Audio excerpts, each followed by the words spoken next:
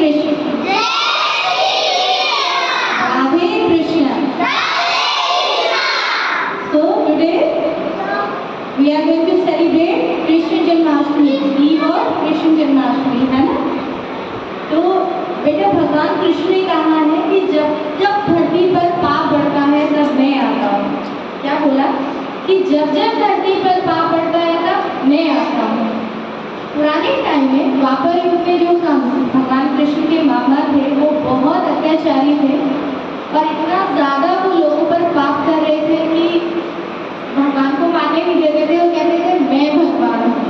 बहुत शक्ति भी थी, कंस ने बहुत ज़्यादा शक्ति भी थी, 3 बार उन्होंने देवताओं को पराजित कर दिया था, स्वर्ग के अधिपति भी थे।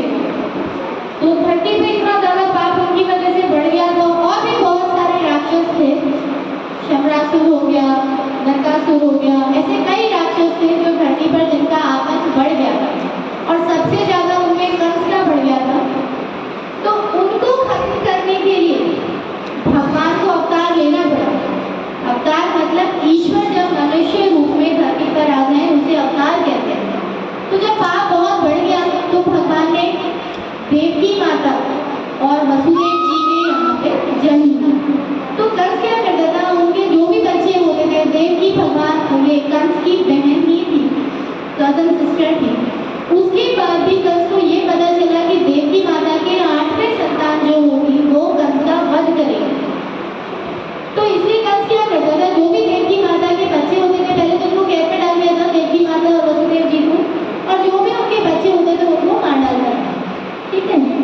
तो 8वें बच्चे को ना मार पाया, इसलिए भगवान की दैवी शक्ति ऐसी हुई कि जो वसुदेव जी थे उन्होंने जेल के अंदर से ही, जेल के सारे द्वार खुल गए और जेल के अंदर से ही लेके उनको कहाँ ले गए, नंद बाबा गोकुल, जो वसुदेव जी के कजन थे, नंद बाबा और यशोदा मैया के घर में उनको छोड़ आए और उनके यहाँ पे सेम एक डॉटर का जन्म हुआ था।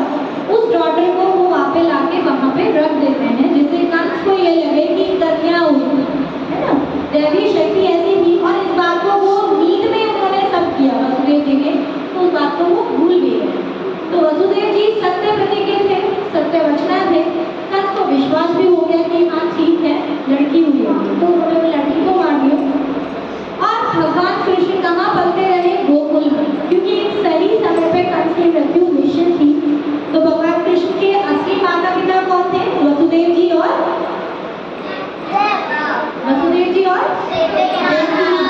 और उनको पाला किसने, नंद बाबा और यशोदा ने। इसीलिए कहते हैं ना कि पालने वाले तो जन्म देने वाले से ज्यादा बड़े कौन होते हैं, पालने वाले, है ना।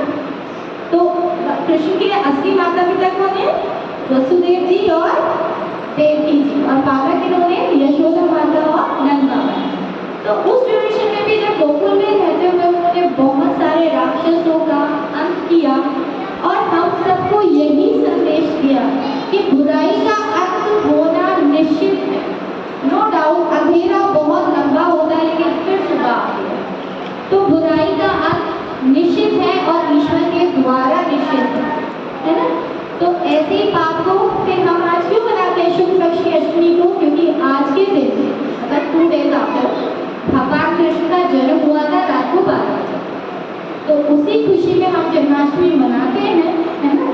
अष्टमी को हुआ था इसलिए इसका नाम जन्म प्लस अष्टमी, तो जन्माष्टमी पड़ा। और भगवान कृष्ण की जो भी सिखाई हुई बातें हैं, प्रेम, सौहार्द, मित्रता, सुदामा और उनका मित्रता आपने सुनी है ना बहुत ज़्यादा, मैंने लास्ट टाइम भी आपको बताया था सुदामा और भगवान कृष्ण की मित्रता, कि मित्रता छोटे और बड़े में कभी नहीं होती। मित्रता निभाने के लिए और अपनाने के लिए सिर्फ 2 दोस्तों की जरूरत होती है, ऊंच नीच बड़ा कोई किसी चीज़ की जरूरत नहीं होती।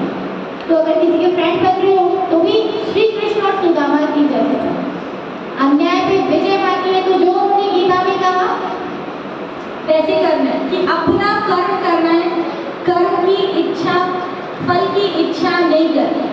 फल की इच्छा करते हुए कर्म नहीं करना, सिर्फ कर्म करना। आपका कर्म स्टडी, आफ्टर दैट जिस भी प्रोफेशन में आप जाओगे वो प्रोफेशन ईमानदारी से, ऑनेस्टी से आपको करना है।